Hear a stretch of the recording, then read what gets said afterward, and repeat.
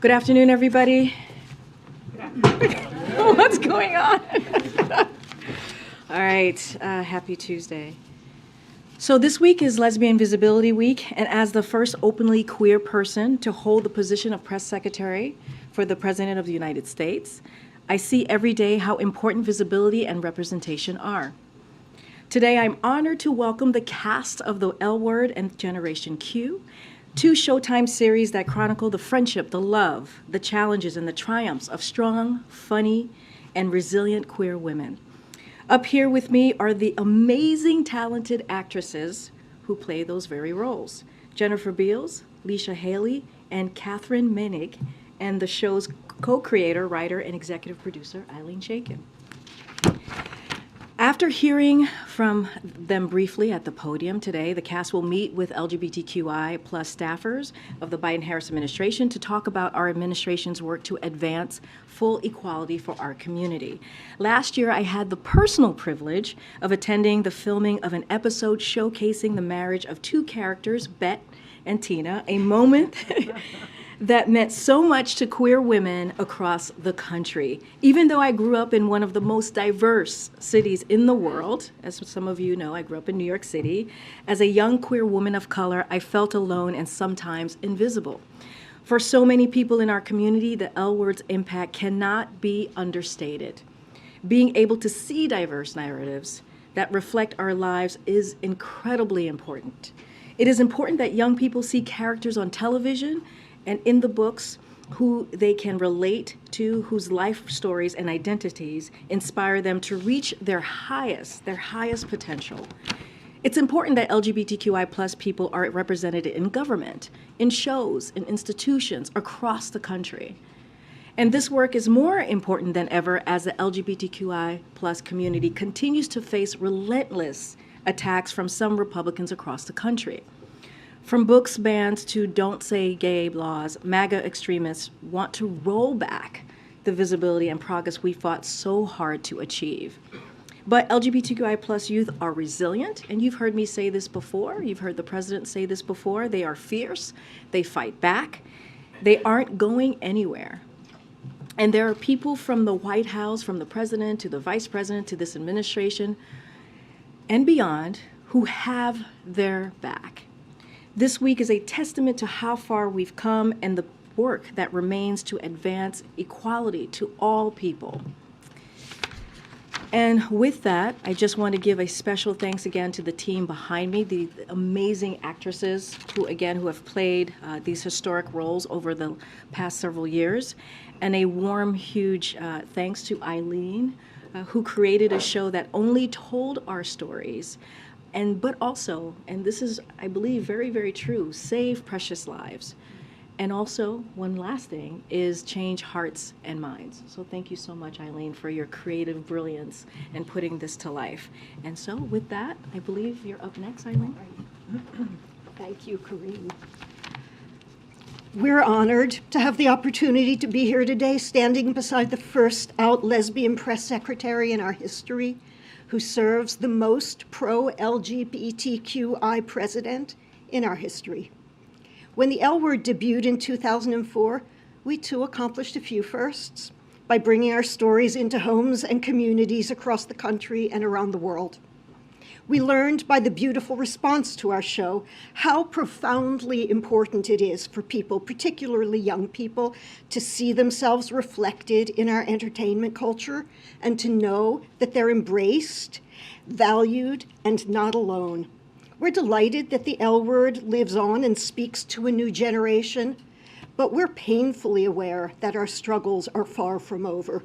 We face new threats against our community, from online harassment to legislative acts of violence to actual physical violence. Astonishing, backward, mean-spirited attacks by groups and individuals who, in trying to deny our humanity, only diminish their own.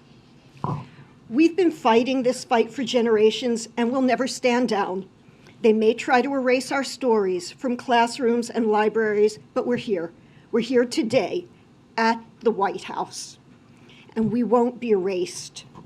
We will continue to be visible, powerful, engaged, contributive, creative, loving American citizens.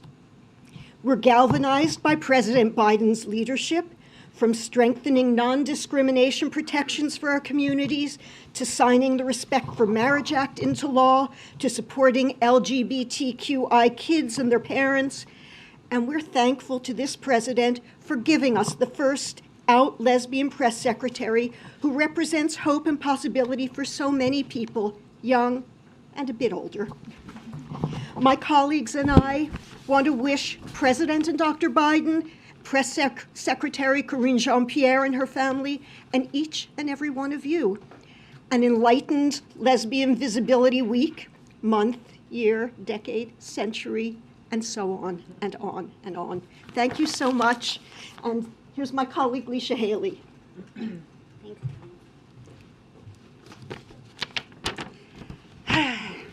Good afternoon. Thank you, Karine. First, let me say it's a privilege to be sharing this stage with you today.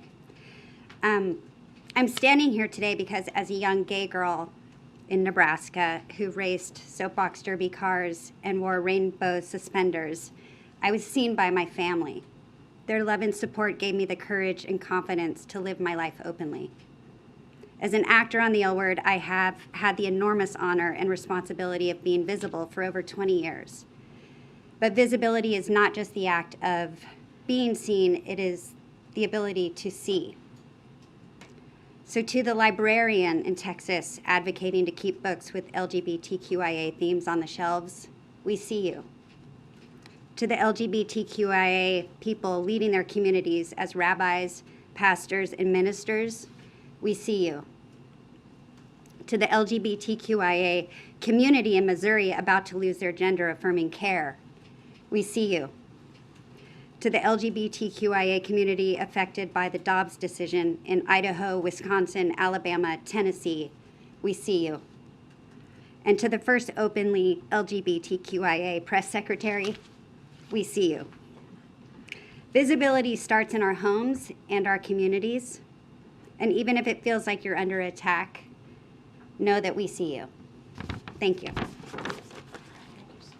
Okay, thank you, guys. Thank you. Thank you. Thank you. Thank you, thank you.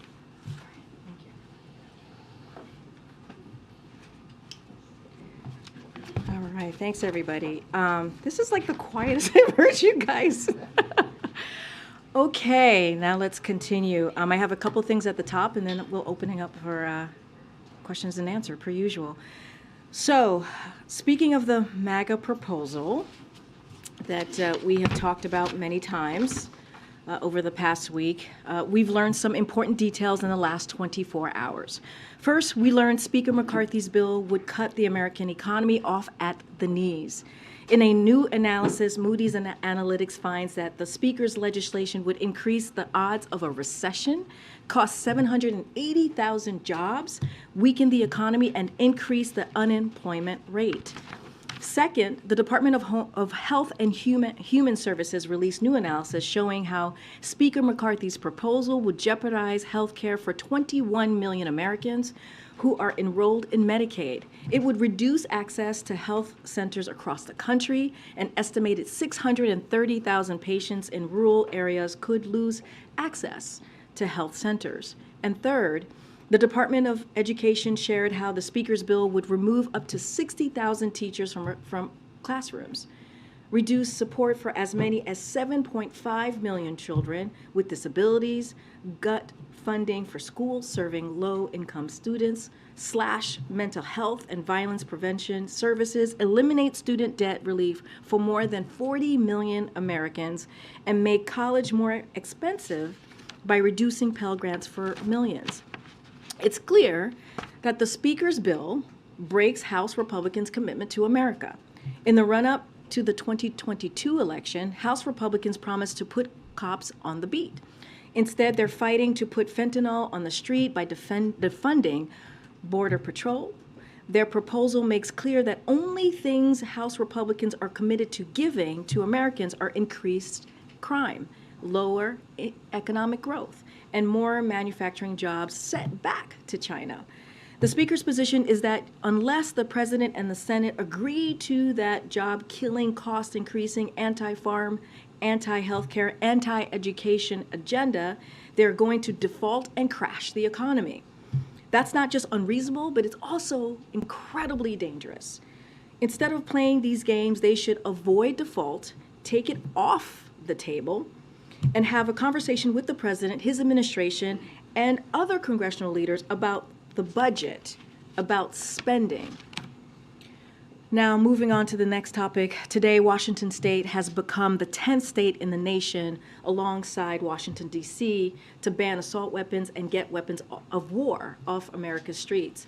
President Biden commends the leadership of Washington Governor Jay Inslee and legislative leaders, as well as the advocates, survivors, and elected officials who fought for years to make today a reality. In so doing this, they have made every community in the state, from Seattle to Spokane and everywhere in between, safer and more secure. Despite President Biden's historic actions to reduce gun violence through the bipartisan Safer Communities Act and 24 executive actions, too many Americans continue to lose their lives to gun violence. The President has continued to press for more action to keep our homes and schools, communities safe, including federal laws requiring background checks for all gun sales and a ban on assault weapons and high-capacity magazines. In the meantime, he continues to urge other states to join Washington State, along with California, New Jersey, Connecticut, Hawaii, Maryland, Massachusetts, New York, Delaware, Washington, D.C., and Illinois to ban assault weapons at the state level to save lives. And finally, I know you heard from the President already on this, but I asked for a point of personal privilege to acknowledge the passing of an incredible legend, a barrier breaker, and a remarkable talent. Of course, I am speaking of Mr. Harry Belafonte. He enriched our world, he inspired generations, and he was a role model to tens of millions of young people just across the country, dare I say across the world, including myself. I got to know him a bit, and we have stayed in touch over the years. He called me, in a jokingly fun way, Haitian Tsunami. That was his nickname for me. I can tell you why later. Like so many whose life he touched, I am a better person because of Mr. Belafonte, because of his influence, because of his guidance, his kindness, and his wisdom, and his such incredible talent. The world lost a true one-of-a-kind today. We will always cherish his memory and celebrate his amazing, incredible accomplishments. With that, Josh, the floor is yours. Wonderful. Thanks so much, Karine. Absolutely. Two subjects. First, now that the President has announced, is the White House doing any additional, seminars or guidance internally on how to comply with the Hatch Act? And what are your guidelines and the contours of where you're able to go and where you're not able to go, so that we understand how you're thinking about this issue? So it's a great question. I appreciate you asking it. Look, this is an administration that is and a president that believes in the rule of law. Certainly, you've heard me over the past couple of weeks and months, probably painfully so, trying to make sure that we respect the rule of law and not to break the Hatch Act. That is something that we're going to continue to do and do our best to do that. As you know, we have the White House Counsel's Office here, who certainly is going to give guidance to the team here and also to White House staffers to make sure that we understand the protocol and the process. As far as White House staff, as you know from covering past re-election campaigns, the law does provide for limited involvement from some select officials, and so I don't have any announcement to make on those selective chosen folks, but those people would be who those people would be. But our approach would be consistent with past norms. But again, now there has been an announcement, I will very often, if not always, refer you to the 2024 presidential re-election. Gotcha. And then secondly, the Discord leaks contain details about South Korea and its potential role supplying arms to Ukraine. What should the public know about what President Biden intends to tell President Yoon? about these links? So as you know, the President and the First Lady are very much looking forward to welcoming the President of South Korea and also the First Lady of South Korea, obviously, which we will see. We will be seeing them later this evening, and certainly there'll be many opportunities tomorrow. So as to your question, U.S. officials, as we have said many times, are engaging more broadly with our allies and partners at high levels to reassure them of our commitment to safeguarding intelligence and fidelity to our security partnerships.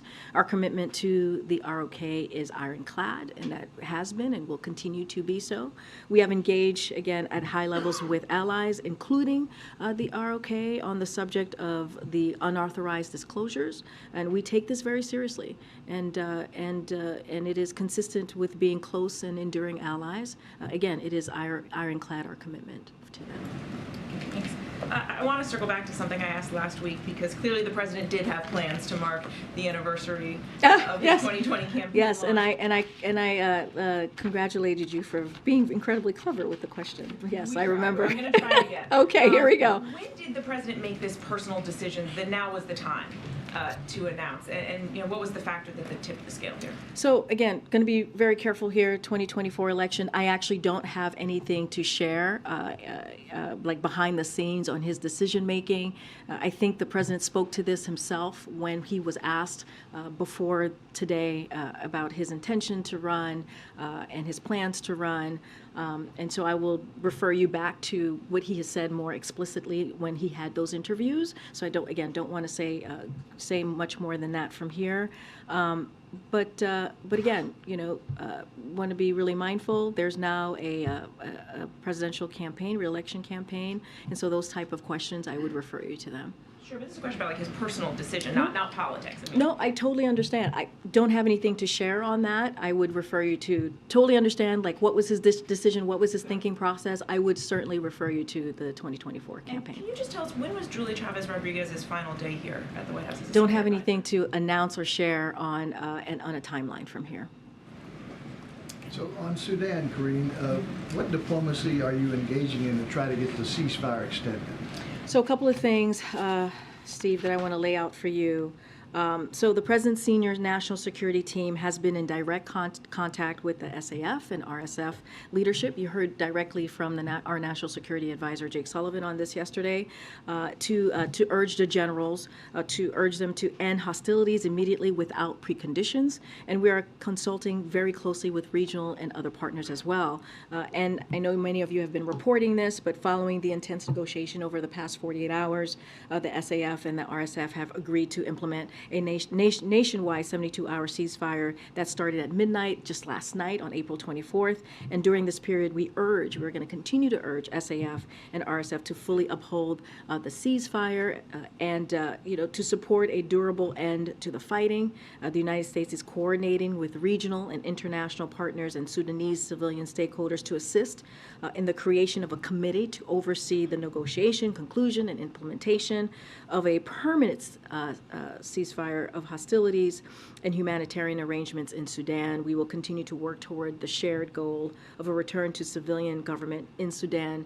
Look, and you've heard us say before, there is no military solution to Sudan's political crisis. The ongoing violence threatens the safety of all civilians, jeopardizes the progress made to date in negotiations to restore Sudan's democratic transition, and undermines the aspiration of the Sudanese people. And so. And secondly, on the debt ceiling, what's your best estimate on when the extraordinary measures you've taken will run out and the debt ceiling will be breached? So look, that is something that Secretary Yellen has spoken to. That is something that clearly the Treasury Department is overseeing and keeping a close eye on. I'm not going to go into timelines from here. I will let the Treasury Department answer that specifically. Thanks, Karine. Just one follow-up on Sudan and then Congress question. Has the ceasefire created any new opportunities in terms of what Jake was talking about yesterday, Americans getting into convoys, being able to reach naval assets at the port? So look, I know you guys asked about Jake, about, as you just mentioned, the naval, kind of the naval assets. Look, and Jake said this, I'm just going to repeat what he said. We're moving naval assets within the region to assist with potential contingency off the coast of port of Sudan. I don't have anything else to share beyond what our national security advisor shared, but clearly this is important to us and important to the president. And then on Senator Manchin, granting that you guys obviously have a close and respectful working relationship with him, he said last night that the administration broke their word to the American public and threatened to vote to repeal his own legislation. Do you have any response to that? As you just said, we have a strong relationship with Senator Manchin. We have, in the 2 years, or more so, 2 years of this president's tenure here, we've been able to pass some incredibly historic pieces of legislation that's going to change the lives of many Americans, millions of Americans across the country, that the president is very proud of. And so we look forward to continue to working with Senator Manchin. Look, as it comes to the Inflation Reduction Act, we are proud of this. This is something that the president is proud of. The goals that it's going to achieve are lowering the deficit by more than $200 billion, ensuring American energy security, bringing supply chains and manufacturing home, creating good-paying manufacturing and energy jobs, reducing costs for hardworking families, and investing in energy communities and towns across America that have been left behind. So look, again, as I just stated, we're going to continue working with Senator Manchin on other shared priorities, including reducing the deficit, as the president was able to do this first 2 years and has stated that he'll do in his budget for fiscal year 2024. He's going to, if you look at his budget, he's going to reduce, it's going to reduce the budget, the deficit by an additional $3 trillion over the next 10 years. And that is the commitment. That is the commitment that this president has. You dispute, though, the characterization that you broke your word, or this administration has broken its word to the American people. So look, I know he was speaking to the implementation of the Inflation Reduction Act. Look, we are faithfully implementing all the parts of the Inflation Reduction Act, including parts that we don't like, right? And that's what you do as president. And as an administration, that includes components of the Inflation Reduction Act that don't have anything to do with clean energy. So we'll still faithfully implement the law and implement, again, the pieces that we, like I said, we don't even like as well. And so that is going to be our commitment to follow the law, and that's what you'll see from this administration. Thanks, Karine. As a matter of housekeeping, to whom should we direct our questions about the campaign? I would direct them to the 2024 campaign, the re-election campaign. I don't have a specific individual, but I'm sure we can figure that out and make sure you have contact with the right people. Yeah, and I would probably just go to the generic email, right? That's connected with for now, that's connected with the campaign. But again, that's who you should go directly to as it relates to anything that's related to 2024. Okay, I want to ask you broadly about the theme that the president has been speaking of, not just today, but since the start of the year. This idea of finishing the job. Can you explain what it means? I mean, the president's powers are limited. His term in office is limited. What is the job? How could any president finish it? So look, the president has talked about this many times, including members of his administration. You heard him talk about it during the State of the Union, finishing the job. Look, he ran and won on his agenda in 2020.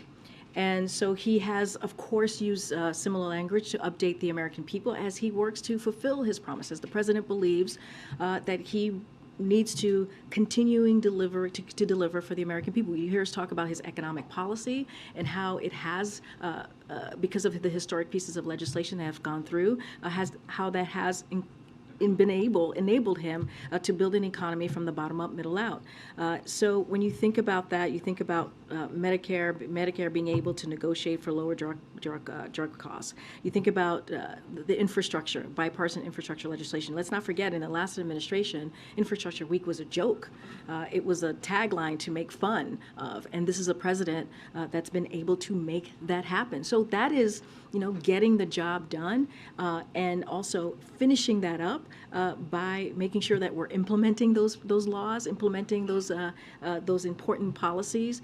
Again, that's going to change the lives of millions of Americans. And so you're going to continue to hear him say this. He said this the past year or the past several months, and he believes it's a way to communicate with the American people. It's to communicate, to let them know that we're we are going to do the job in finishing up the agenda that he laid out in 2020. One more question about the issue of the president. He's 80 years old, oldest man ever elected, would be 86 at the end of his second term. Our CBS News poll this morning shows that only 22% of Democratic-leaning voters are excited about the prospect of President Biden running for re-election. I want to ask you this. As a young man, when he was coming of age, the president who was inaugurated in 1961 said that it was time that a torch had been passed to a new generation. Why has President Biden not decided to pass the torch at this point? Why does he still want to hold it? So a couple of things. I want to be very careful. Again, this is the 2024, related to the 2024 re-election, so I want to be very careful on that piece. But what I can say more broadly is that, you know, as it relates to your first part of the question, you know, when it comes to age, it's the same thing that we heard in 2020, right? We heard that over and over in 2020. And if you look at what the president has done this past 2 years, he's been able to deliver and get things done, right? Where Republicans in Congress, Republicans on the other side of Pennsylvania are trying to pull us back, not move us forward. And again, I talked about negotiating, Medicare being able to negotiate. I talked about the infrastructure legislation. The Chips and Science Act, making sure that we're competitive against China and bringing manufacturing jobs here, which we have seen. 800,000 manufacturing jobs have been created under this president. So there is a host of accomplishments that this president has been able to do, and that, Republicans in Congress have not. They literally have not been able to get things done. And so I want to be very clear about that. As it relates to the polls, again, mindful of the 2024 election, and we understand what the polls are saying. I will say this, in 2022, let's not forget, more Americans voted for this president than any other president in history. And let's not forget, in 2022, the midterms election, against all odds, right? Against everything that we were being told, that this president had one of the most successful midterm elections for a Democratic president in 60 years. And we were able to stop that red wave. That did not happen. And we were able to hold on to the Senate. And so that's what I lay out, and that's how I will deal with the question that you just asked me. Go ahead. Karine, on the re-elect specifically, can you tell us when and how you learned that the president was going to announce he was seeking another term? Just like all of you. You learned about it from the video this morning? Just like all of you. I am not from this perch, from being a government official. I cannot talk about 2024. I'm not involved in the re-elect, and I learned just like all of you this morning at 6 a.m. And specifically on Senator Klobuchar's comments on Sunday about her position on what the president should do with respect to meeting with Speaker McCarthy. She said he should negotiate on the budget. That is the place to negotiate, and they should start those negotiations now, not using the American people and their mortgages as hostage, because right now you've got to simply make clear we're going to avoid default and get this behind us. Is that something the president would be open to? Is that something that he is ready from that specific suggestion to start at? So look, here's what, and I said this at the top, here's what House Republicans are saying to us, along with the Speaker. They are saying to us that that they want us to agree or to support, us meaning the Senate and the President, to agree with every agenda that they put forth in this bill, the entire agenda. And I said this at the top, that is not negotiable, and that is a devastating ask of us, especially what it's going to do to the American people. We've talked about the 22% cuts that it's going to make to programs that matters to veterans, seniors, our children. I mean, that's what they put forward. And to say to us that the only way you want to move forward here is for us to agree on everything that they laid out in this bill is just ridiculous. And so that's what we're talking about, right? We're not going to negotiate on something that they should be doing, which is avoiding default. And we've been very clear, we're just not going to negotiate on that. But when it comes to the budget, when it comes to how they want to see spending cuts for the American people, we'll have that discussion. But right now, that's not what we're seeing. That's not what they're doing. That's not what this bill is. It has linked those two things together. And we've been very clear that we are not going to negotiate on default. Can I just follow up on that question? Doesn't the president risk rattling financial markets if he does not agree to speak with the Speaker? Speaker McCarthy says he wants to meet with Biden. Why hasn't that happened yet? It's the Speaker McCarthy and the MAGA wing of the Republican Party that is doing this. We're not doing. They're the ones who are saying they want to hold the American economy hostage. They're doing this. And what the president is saying is, you need to do your job. He's saying to House Republicans, you need to do your jobs, your constitutional duty, and avoid default. That's it. Something that they were able to do, Speaker McCarthy and other Republicans, when Democrats joined them in the last administration 3 times to make sure that they did their constitutional duty. This is something that the Speaker is doing. This is something that he has cited and aligned himself with the MAGA wing of the party. So that question, honestly, is for them, not for us. But Investors don't really care who's to blame. They just want to know that there's a plan to avoid. no, but you're default. asking me a question and I'm answering it. Honestly, this is a question for Speaker McCarthy and the MAGA wing of the Republicans to answer. They are the ones who are holding the American economy hostage. Literally, that's what they're doing. That is exactly what they're doing. What we're doing is calling them out and telling them to do their constitutional duty. Thanks, Karine. You just talked about the MAGA wing of the Republican Party. Kevin McCarthy is trying to rally votes for the Limit Save Grow Act, which the White House has threatened to veto.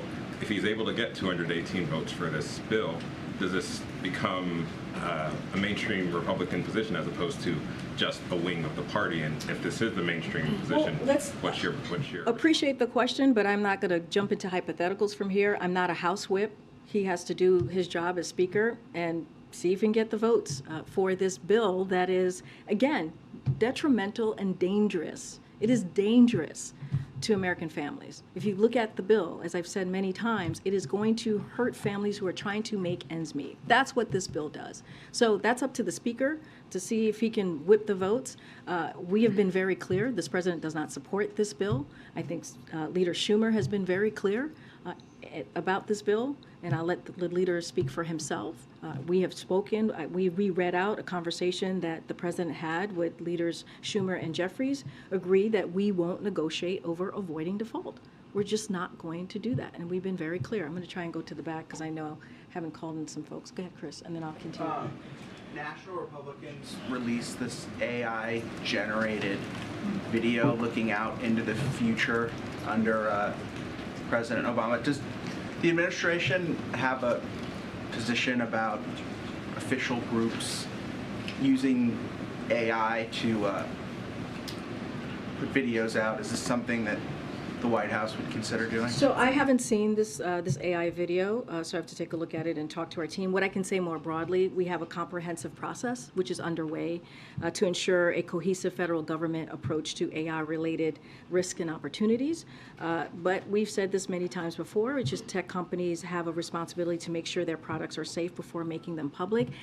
As it relates to this specific video, the AI video, and asking us if we would do the same or how we see this video, I just don't have anything to share at this time. One more. Does the president plan to serve all 8 years?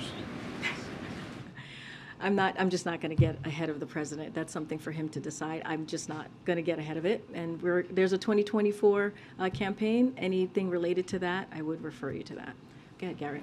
Thanks, Karine.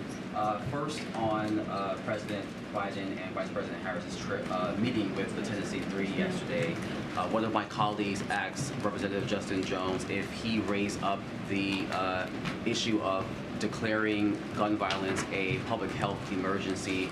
Did that come up in that conversation, and is that something the president would consider doing? So I will say this. I don't have anything to share about if that came up in the conversation, but I'll say that the president has been calling gun violence a public health epidemic. He's been doing that for several years now, before even he became president, and he'll continue to do so. You've heard many of us in this administration call the gun violence that we're seeing epidemic that we're seeing in this country. But with respect to a legal declaration of a public health emergency, the president's team has looked into this and have done a little bit of a dive in into this issue. And based on their current analysis and what they've been able to come up with, the legal grounds for declaring gun violence a public health emergency is questionable, and it would not actually provide any meaningful funds or authorities. So what we need, and we've been very clear about this, is we need more funding for ATF, but we don't secure those funds through a public health declaration. It just doesn't work that way. So we secure funds through the budget the president proposed. He needs more authority to ban assault weapons and require safer storage of firearms. And again, a public health emergency does not give them that authority, and new legislation would be the way to go here. Question on Uganda, despite pressure from the international community and even global businesses, it seems like President Museveni still intends to sign this bill into law. He sent the bill back to Parliament to make adjustments related to rehabilitation. Activists say it's essentially conversion therapy. What is the White House? How concerned is the White House on these latest developments? We have grave concerns, and I think I've spoken to this particular act a couple weeks ago. Look, this bill is one of the most extreme anti-LGBTQ+ laws in the world. Human rights are universal. You heard the president say this, and he brings that up when he has meetings with world leaders just across the globe. No one should be attacked, imprisoned, or killed simply because of who they are or whom they love. So the U.S. is engaged with the Ugandan government at the highest level on this issue. But to your question of if we have concerns, yes, we do have grave concerns. Go ahead, Mark. Thank you very much. I have two questions. First, on South Korea, is President Biden going to ask President Yoon to send weapons and ammunition to Ukraine? South Korea is a major producer of weapons and has a large stockpiles of ammunition. So I'm not going to get ahead of the discussions that the two leaders are going to have. So just to give you a little bit of what the visit's going to look like, a preview. I know there's going to be a call tonight at 4:30 with NSC directors, so certainly I would refer you to that call. But we appreciate the ROK's actions in support of Ukraine, ranging from backing sanctions and export controls against Russia to providing Ukraine with humanitarian and non-lethal assistance. The ROK has also taken steps to backfill U.S. supplies of key munitions to Ukraine, and we welcome any further support the ROK can give to Ukraine, but certainly not going to get ahead of the two leaders in their discussions that they will have in the next 36 on hours. President Biden's decision to run for re-election, I'm not sure if you can answer this question, but I'm wondering if the war in Ukraine was a factor in his decision to run for re-election, and if so, in what way it influenced his decision? So, look, I'm not going to get into the president's personal decision making that he made. Again, anything like that, I would refer you to the 2024 campaign. So I want to be very mindful there. But again, not going to get into. It's a presidential decision, though, and you keep calling it a campaign decision. The president has to decide to enter the campaign. That's a presidential decision. Again, I'll refer you to 2024 campaign. Go ahead. The Israeli Knesset is coming back into session early next month. What has, if anything, the White House done, given the president's stated concerns over the judicial overhaul proposal, to use these past couple weeks to try and push a compromise? Can you say that one more time? Sorry. The Israeli Knesset is coming back into session at the beginning of May, and obviously the president has stated concern with the judicial overhaul proposal that they'll take up when they come back into session. Has the White House taken advantage of these past couple of weeks to push a compromise? So I think we've been publicly and privately pretty consistent on, and you heard from the president as well, on on our concerns about the recent developments in Israel, and we've been very clear about calling for a compromise before moving with these reforms, and so again, we're going to continue to have those conversations again privately and be pretty vocal publicly. I just don't have anything to share on any private conversations that have had here at the White House or in the administration more broadly. But again, we've been very clear about our concerns, and will continue to do so privately. What remains unfinished when it comes Hold on, I'm just going to get around, guys. Go ahead, Ed. I'll come to the back. Thanks, Karine. So Americans are seeing, when we talk about the economy in general, Americans are seeing energy prices up 24%, including electricity, since President Biden took office. Food prices are up 18% in the last 2 years. Manufacturing lost jobs for the last 2 months in a row, and inflation is outpacing wages for 26 months in a row. How does the president then sell to the American people to keep going with these economic policies? So look, again, going to be careful about 2024. Anything that's related. No, I'm going to answer your question. Okay, I'm going to answer your question. Just want to be, because you said moving forward, so just want to be very careful here. Look, the president always is very clear. When he talks about the economy, he always says, one of the things that he says very frequently is that when it comes to inflation, when it comes to lowering costs, that is a priority for him, and he has shown to do that. And if you talked about inflation, annual inflation has fallen over the last 9 months. It is moderating. That is something that we have seen from the data that has come out. Wages are higher than they were 9 months ago. Incomes are up, and consumer spending is strong. But he understands that American people are still feeling some of this inflation, right? Still feeling some of the higher cost. But again, we're doing the work. We have laid out the president's economic policy, and you've seen it. You've seen 12.6 million jobs have been created since the president took office. We've gained all the jobs lost during the pandemic and created 3 million more. You always ask me that question, so there goes your answer. And unemployment is nearly 50-year low, and black unemployment is at a record low. So we see that in the data that comes out pretty regularly, right, monthly. And the president's going to continue doing the work. Again, understanding that many Americans are still feeling some of the high costs, which is why the president has made this a priority. In his event this afternoon, with the union event, he says that there's more that can be done. What is he doing right now? What is that more that he could be doing right now? Well, look, he's always going to make sure to take action when it comes to don't have anything to announce at this time of any actions that's being taken. But if you look at the bipartisan infrastructure legislation, you look like the Inflation Reduction Act, you look at the CHIPS and Science Act, these are pieces of legislation, historic legislation, that has touched on the very things that you just laid out, right? We think about the CHIPS and Science Act bringing back manufacturing jobs here. 800,000 manufacturing jobs have been brought back under this administration. You think about creating good paying jobs. The president talked about that. I talked about 12.6 million jobs being created. That's going to continue under the bipartisan infrastructure legislation. That's going to continue under the Inflation Reduction Act. That's going to continue under the CHIPS and Science Act. So again, there are things that this president has done that is going to have long-lasting effect. And that's going to be important to millions and millions of Americans and American families across the country. I'm going to go to the person behind you. Thank you. Senator Tester a couple of hours ago announced he's going to be blocking the slate of nominees for the board of directors of Amtrak, which is, I know, one of the president's very favorite agencies.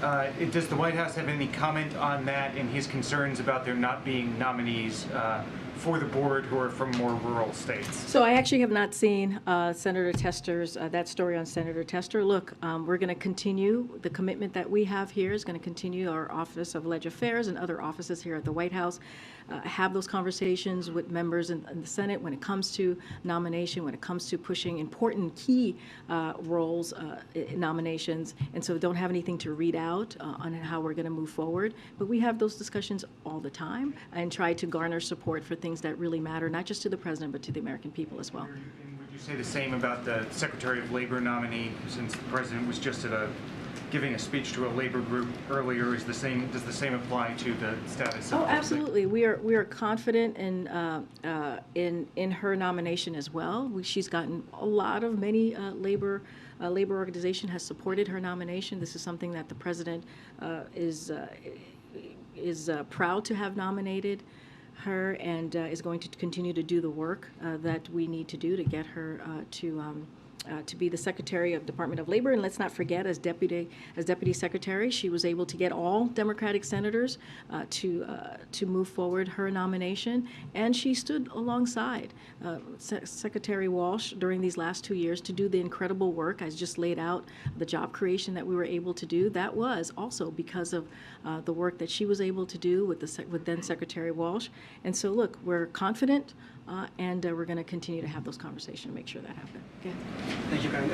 On foreign policy, when the President looks at his foreign policy victories, does he want to see Ukraine becoming a NATO member before the end of his first term? Look, I've answered this question many times, and so look, that is going to be up to NATO and the NATO allies to decide. The U.S. position when it comes to NATO accession has been clear for decades. We support an open door policy for NATO, and any decision, again, has to be made by the membership between NATO allies and countries aspiring to join NATO. And what our focus is right now, we've been very clear on that, is to make sure that the brave people of Ukraine who are fighting for their freedom, fighting to defend their country, have the economic assistance, the humanitarian assistance that they need to push back against Russian aggression. And we've been very consistent on that, being one of the leaders of that this past year. Just to be clear, is it the President's view that Ukraine belongs to NATO? I just answered the question. Our position, our U.S. position has been very clear when it comes to NATO accession. We support an open door policy, and that is a decision that is between NATO allies and the countries aspiring to join NATO. So we'll not get ahead of that. Okay. Thanks, Karine. Senate Democrats are preparing a vote this week on the Equal Rights Amendment. Senator Schumer makes the argument that the Supreme Court's ruling on abortion and some various actions by the states have left women with an uncertain future, and he said that's why you really need to try to resurrect this amendment. I just wanted to hear the White House position on this. Sure. The administration supports the Equal Rights Amendment and has called on Congress to act swiftly. In the United States of America, no one's rights should be denied on account of their sex. It is long past time to definitively enshrine the principle of gender equality in the Constitution. The President and this administration believe that gender equality is not only a moral issue, the full participation of women and girls across all aspects of our society is essential to our economic prosperity and security and the health of our democracy. Thank you. Yeah, I'll come to the back in a second. Go ahead. What's the White House's reaction to the police detective who shot and killed Breonna Taylor getting hired by a sheriff's office that's actually fairly close to Louisville where the tragedy occurred? Yeah, so look, I'm not able to speak about this specific individual, but I want to reiterate what the President has said himself when it comes to Breonna Taylor's death. It was a tragedy and a blow to her family, her community, and also America more broadly. And the President has said repeatedly he believes that a key part of building trust between law enforcement and the communities they serve is ensuring that there's accountability when we see an officer violate the public trust. That's why he signed, as you know, the executive order to enhance accountability at the federal level, and why he continues to call for Congress to pass the George Floyd Justice Policing Act to increase accountability at all levels of policing. What he was able to sign, as you know, is an executive order dealt with the federal level, but we need legislation here so to make sure that this is, again, across all levels. It seemed like the police misconduct database, which was in that executive order, was put in for something like this, so that the public would be able to track where officers, are moving, various departments, what have you, that have been accused of misconduct. What's the status of that database? No, I know, and I know, Zolan, you've asked me this question before. I just don't have anything to share at this time. We'll let you know when there's more information. Just don't have anything at this time. All right, I'm going to go to the back. Go ahead. Go ahead. Yeah. Thank you so much. Oh, wait. Oh, okay. Go ahead. And then I'll go ahead. Whoever wants to go, go ahead. I'll be quick. No, go ahead. Let me just ask you about the state visit tomorrow. Are President Yoon and President Biden going to discuss the $7 billion in frozen assets held by Korea that belong to Iranian sources? And what would the U.S. like to see in exchange for those funds being unfrozen? So I'm just basically going to say what the National Security Advisor said here yesterday, not going to get ahead of the two leaders having a discussion. There's going to be a backgrounder just to give a little bit more color of what we're going to see the next 24, 36 hours with the two leaders, but not going to get ahead of what's going to be discussed or what's specifically the leaders are going to lay out in front of each other. So just going to be really mindful there and not get ahead of the president. So we think that Putin might be going to South Africa in August for the BRICS summit. Suddenly, South Africa's president wants out of the ICC and ostensibly out of the obligation to arrest him. Has the White House been in communication with Pretoria about this? What do you think that South Africa should do? Again, I'm not going to get into don't have any conversations to preview, certainly not going to get involved in or lay out any private conversations I may have not had. Good, Brian. Thanks a lot, Karine. Was the timing of Domestic Policy Advisor Susan Rice's departure at all related to the New York Times article that came out last week that described marginalia that she wrote on a memo about Title 42 impacting family separations? No. She wrote this as BS? No, not at all. Was it accelerated by that report coming out? So let me just say her departure has been in the works for some time. She has said that she was going to do the first 2 years of this administration. She extended her stay here to do this job, and I'll just add that the suggestion that Ambassador Rice was aware of concerns about migrant child labor is categorically false, and it is not connected. Again, she had always planned to do 2 years, and she extended her stay here, and we truly appreciate her service to the American people. Go ahead. As you know, Japan's holding the G7 summit next month, and there's a concern over, Korea's coming, President Korea is coming tomorrow. There's a concern over a growing number of countries that are not using the dollar for transactions, and a concern that the U.S. dollar as the reserve currency is beginning to be weakened. Is there a understanding of that and some efforts to either prevent that or at least address it? Don't have any, yeah. $1 trillion, the largest U.S. debt. No, totally understand the question. I don't want to get ahead. I know you're talking about G7. We haven't really announced at this time yet if the president's going to be attending, so don't want to get ahead of that. And I'll just leave it there for now. Good. Thanks, Karine. I wanted to ask you, there was a story this morning out in Politico about a law firm head buying property from Justice Gorsuch a couple days after he was confirmed for the Supreme Court. I wanted to ask if the president's position on ethics or Supreme Court ethics being mandatory has changed at all, especially what we saw with Justice Thomas. Look, we have not commented on Justice Thomas or will not be commenting on Justice Gorsuch. I'm just going to leave it there and let the Supreme Court deal. If I could also ask you about Title 42 lifting in a couple weeks. Where are you on preparing for that specifically for migrants coming from Central America? I know we've talked in here about the 4 countries where you have the special pathway set up. So the State Department and the Department of Homeland Security will have more to share soon. As you know, the Department of Homeland Security shared their plan back in January, and we have seen from the data, we have seen that the unlawful immigration is down, and so what they have put forth in their protocol and their processes is working, but they will have more to share in the upcoming days or weeks. Just don't want to get ahead of what the 2 agencies are going to share. Who's running intergovernmental affairs now? I don't have anything to share at this time. Okay, Naomi, go ahead, and then we're going to wrap it up. Senator Elizabeth Warren is foreshadowing action to help confirm Pentagon nominees despite Senator Tommy Tuberville's abortion-related holds. Is she liaising with the White House about that at all? So look, Senator Tuberville, as you know, is blocking all Defense Department nominations, including promotions for more than 180 military leaders and nominees. This political showmanship could have a serious impact on our military readiness, on our military forces, and our national security. And as the Secretary of Defense said, and I'll quote, a ripple effect through the force that makes us far less ready when we need to be. It prevents officers from taking on their new commands and deprives our force of leadership. It also affects military families and the kids of military officers and what schools they go to because they won't be able to change their duty station. So I know that Senate Republicans have also urged Senator Tuberville to drop his hold. We agree and would urge him to do so without delay. And I'll leave it there. I'll see you guys on Thursday. Thanks, everybody. Thank you.